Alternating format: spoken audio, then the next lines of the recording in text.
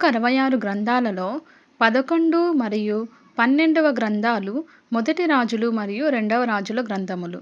మొదటి రాజులు మరియు రెండవ రాజుల గ్రంథముల యొక్క గ్రంథ పరిచయాలు మనం తెలుసుకుందాం.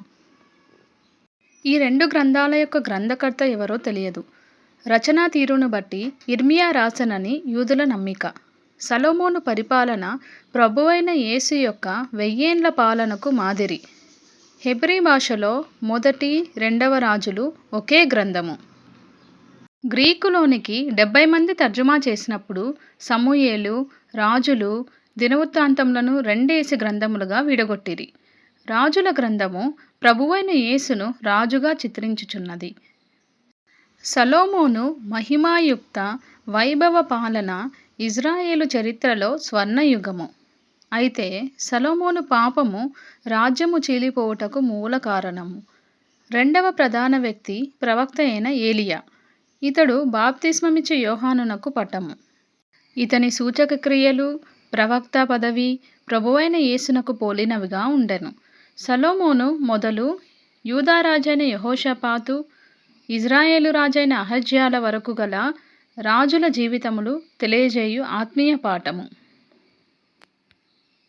ప్రభువైన దేవుని ఎడల నమ్మకముగా విధేయులయుండినచో రాజ్యమునకు ప్రజలకు క్షేమమును, అవిధేయులై ఆత్మీయ భ్రష్టత్వమునకు కారకులైనచో తీర్పుల ద్వారా దేవుని శిక్షయు కలుగును.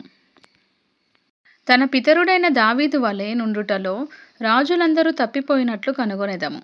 ప్రభువు నామము అక్కడ ఉండునట్లు యెరూషలేములో సొలొమోను మందిరమును నిర్మించెను.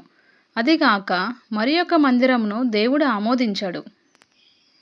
సొలొమోను మొదట ఆత్మానుసారంగా ఆరంభించి తుదకు శరీరానుసారంగా చాలించిన విశ్వాసికి ముంగుర్తు. సొలొమోను హృదయము దేవుడైన యెహోవా ఎడల యథార్థము కాకపోయెను. భయంకర పతనము. దేవుడు హృదయము చూచును. రాజవైభవము గంభీరమే గాని రాజు అంతరంగము దేవునికి దూరము. క్రైస్తవ సంఘ చరిత్రలో మత నాయకుల స్థితి ఇట్లే ఉండును. అయితే ప్రభువునకు స్తోత్రము. జీవముగల దేవునితో నిండి మండుచున్న హృదయులైన ఏలియాయు మానవ నేత్రమునకు మరుగైన మరి 7000 నమ్మకమైన సాక్షులను దేవుని పక్షమున నుండిరి. ఇది మొదటి రాజులు రెండవ రాజుల గ్రంథం యొక్క గ్రంథ పరిచయాలు. మిగతా గ్రంథాల యొక్క గ్రంథ పరిచయాలు మిగతా వీడియోస్లో తెలుసుకుందాం. ఈ వీడియో మీకు ఉపయోగకరంగా అనిపిస్తే లైక్ చేయండి, షేర్ చేయండి, సబ్స్క్రైబ్ చేయండి. దేవుని నామానికి మహిమ కలుగునుగాక. ఆమేన్.